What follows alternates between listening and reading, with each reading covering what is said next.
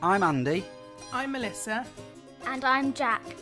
And together we're working on restoring our sailing yacht. Some of you might think we're crazy taking on the challenge of restoring this boat and creating a life less ordinary.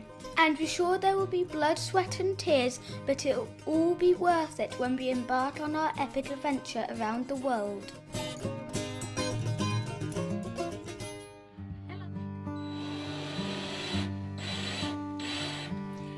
So I'm back in the head again, my favourite place. Not. A couple of episodes ago I removed all the cork tiles off the wall.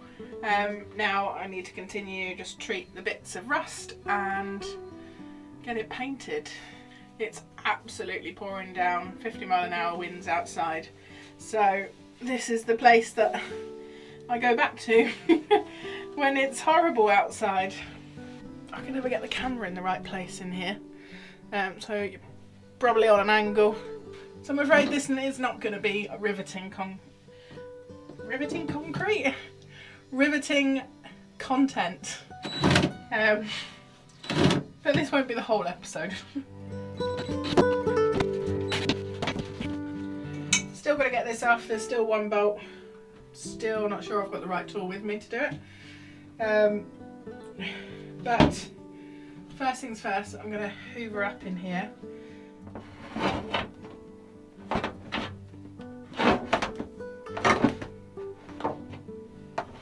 That one's got a big bolt on the end. Do you think it'll go through the hole? Yeah.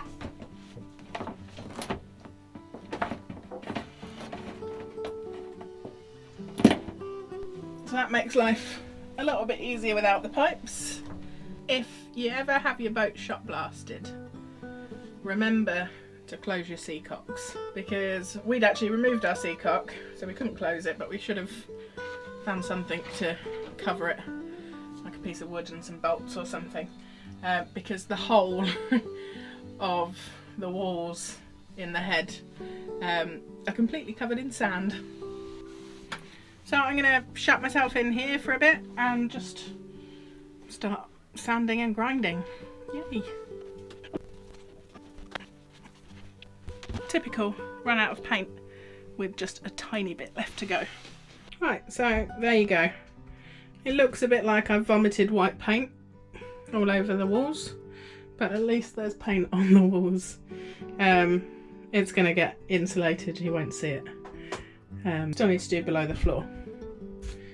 But this is white. Looks a bit better. Jack has a delivery. What does it say? Please consider subscribing and like. Jack's just getting rid of the dust bunnies.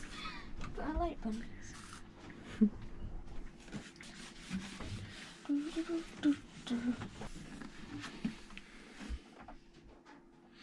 Yeah.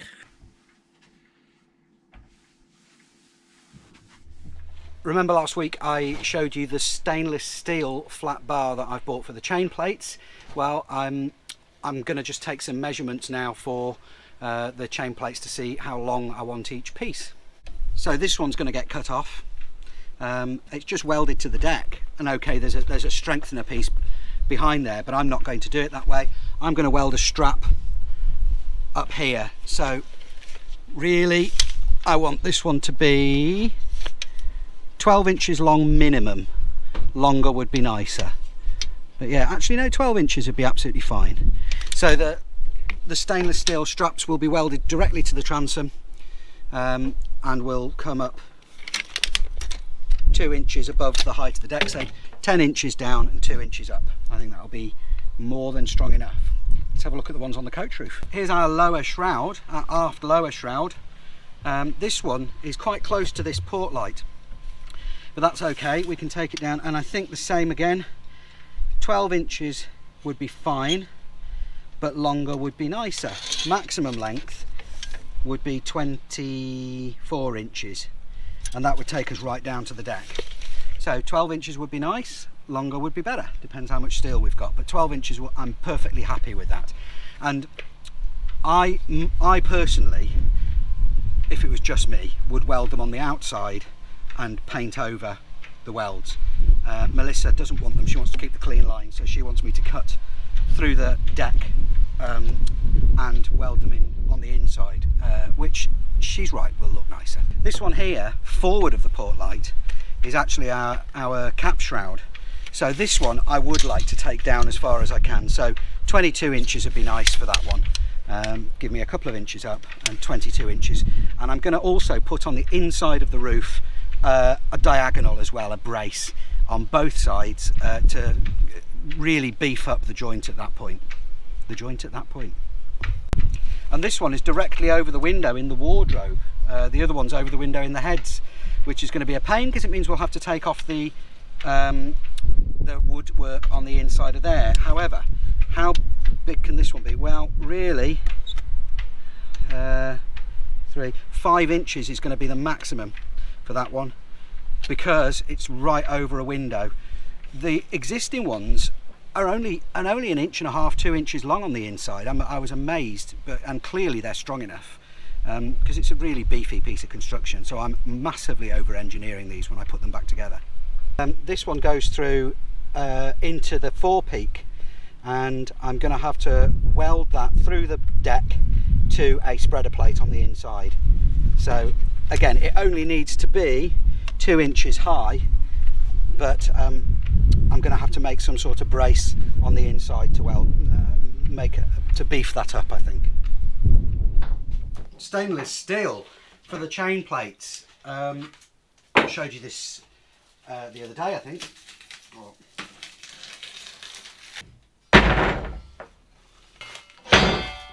Well, I've got to mark them all up, cut them down to the lengths of the chain plates that I want, and drill all the holes in them. So I'm going to try and make that into a cool little montage, see if this works. Cutting and drilling montage number 1.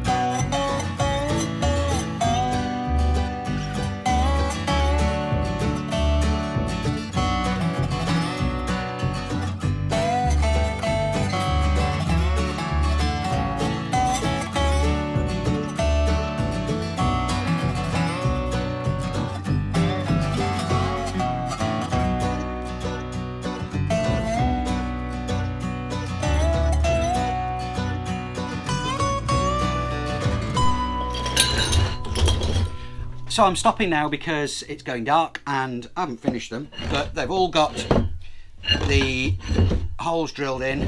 I've got to run a bigger drill through those to open them out for the size of the cotter pin. I've even got to do that one. I need to order another decent drill bit, a few drill bits for that. So let me explain why I'm doing this. The original chain plates were mild steel and the rigging is stainless steel. With a stainless steel cotter pin on the rigging, look, there's the rigging bottle screw, going through a mild steel plate, okay? And the problem with that is, well, that's obviously the wrong one, but the problem with that is stainless steel, mild steel. Paint that with epoxy, and as this chatters and rubs, the rigging moves around, it's going to move around, it's going to rub the paint off, and then you've got stainless steel and mild steel with a nice syrupy solid salt water solution in between the two, and you've got a battery, you've got galvanic corrosion going on. All I'm doing is moving the point from where the stainless and the mild come into contact further down the chain. So by making this in stainless and welding it to the mild steel and painting over it, the only bit of the stainless that's going to be exposed to the air is not going to be where it's in contact. So it'll be stainless steel to stainless steel, stainless to mild, welded to the hull and painted over. And the place where the stainless and the mild come into contact with each other, where it's welded to the hull, won't be exposed to oxygen and won't be exposed to salt water. It'll be underneath the epoxy, and it's not going to get worn off because it's not where the cotter pin is. If you do it that way, it's guaranteed to get worn off as the rigging chatters and moves around. So there is an chain plate. That's one of the longer ones. These are the shorter ones to go over the windows. These are the longer ones to go at the stern, at the transom, and for the cap shrouds and etc, etc. I've got more to do, drilling and filing and shaping. I'm not quite happy with the shape over the top, but I'll fettle away at that, and then they'll be ready to go on the boat. The original chain plates only go 2 inches down the inside of the coach roof inner wall, so even these ones are way longer, and these are ridiculously over engineered for what we need. That's 10mm by 50mm. So you make your own mind up. Old chain plate, new chain plate. I think I know which one I'd trust more. A little bit more to do on that. Just got to order some more drill bits and then they'll be ready to go on the boat.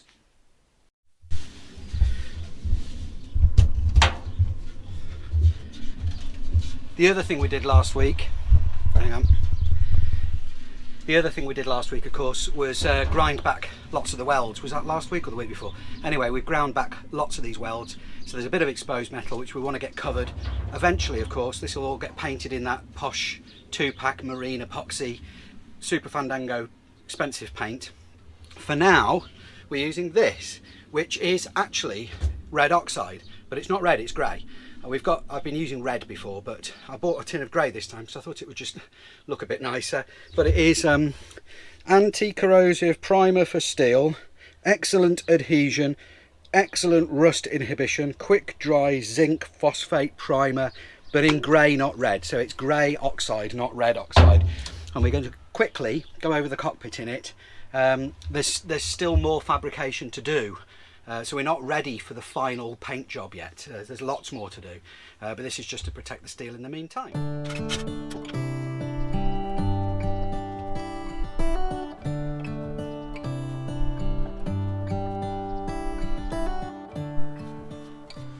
We've had a surprise visitor. Hi. Which is Emily. I think she has previously been on an episode a long time ago, but this is Andy's daughter Emily, and she wanted to get stuck in and do some painting. I think Emily was in one of the first episodes with Aeolus. No, with Miss Miss Rosie. Rosie. Yeah, so if you haven't seen the episodes with Aeolus was our first little bilge keeler, and there were some episodes where we went sailing in the Menai Straits with Emily. So I would strongly encourage you to go back and watch season 1. Didn't we get rescued? No, we didn't get rescued, no. If you want to hear the saga of that, go back and find out what exactly happened. No, we didn't get rescued. But Well, no, we didn't. Well, we got towed in. we got towed in by that nice But fisherman. go back and no spoilers. Go back and watch season 1. You'll see what happened. And then I think Emily was also there when Miss Rosie arrived back in Patelli. Yeah. Yes, also in season 1. Season 1. Season 1. Season 2 is like the longest season ever. So Emily's testing out the bed for when she comes and stays, and everyone else thought they'd join in. Quite comfy. This is the head. Not painted yesterday. Yeah, so we're going to insulate. No, we're just doing the wood. Yeah, we're just doing it. Just doing the wood. Glue that on. And then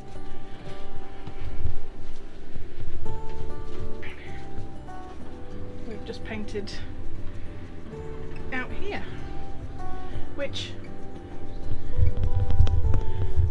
I know it's silly. We could have just got more red oxide, but it feels so much better with the grey primer on. Although we're gonna, obviously, there's still loads more work to do. It just feels like a nicer place without the red, and the areas, the issues that we still need to tackle, they just show up a bit more, but everything else looks a bit nicer. So happy with that.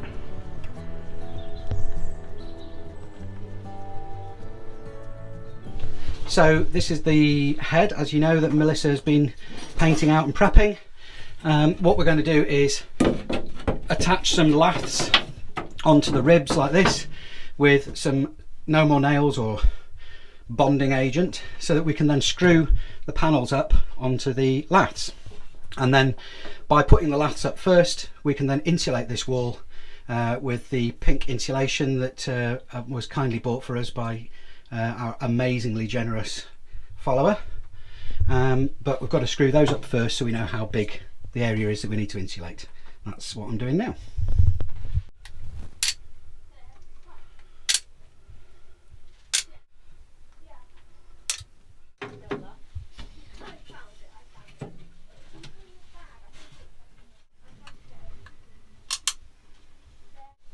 What's the stuff that you're using? This is a sort of general purpose, no more nails kind of stuff. It's sticks all extreme power, bonds and seals virtually everything, and it's sticky stuff that will bond anything to anything. Apparently. So it claims. We'll find out. Yeah, we'll find out when our bathroom falls apart. Basically like Sikaflex this, but it's not Sikaflex. It's some other brand. So Duca would be most disappointed with me. He's sick as everything. Because he's sick as everything. So we're kind of adopting Duca's approach to boat building, but on a smaller budget than odd. We're too poor to afford the luxuries of genuine Sika. Although it might be cheaper in Brazil. Might be that Brazilian Sikaflex is just cheaper than our British Sikaflex.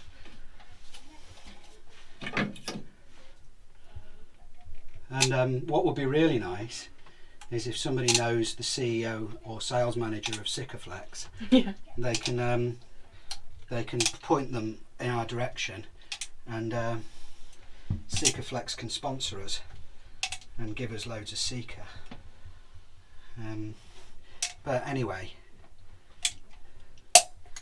I'm just globbing this on really.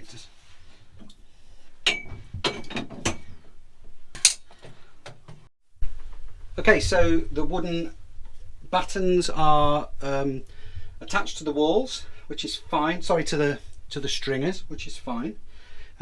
Once they're all set, I'll plane them all flat with a hand plane just to make sure there's a nice flush surface for the wall panels to fit on. One thing to note about these, this one actually comes with a little cap on the end of the nozzle, which is really brilliant. And what you can do with them is you can either use the cap that comes with them, or you can put a nail in the end or a piece of wood, or you can take the nozzle out and clean it and actually put a screw bolt in the end there. And the thing to bear in mind about that is none of it works. The tube, doesn't matter what you do, will be completely useless next time you come to use it. So I'm going to put the cap on there in the vain hope that it's still usable next time. It's mostly gone anyway, but in all honesty, once you've opened one of these, just put it in the bin when you're done with it, because you'll spend more time cutting it open and trying to get the remains of it out than you will just use a new one.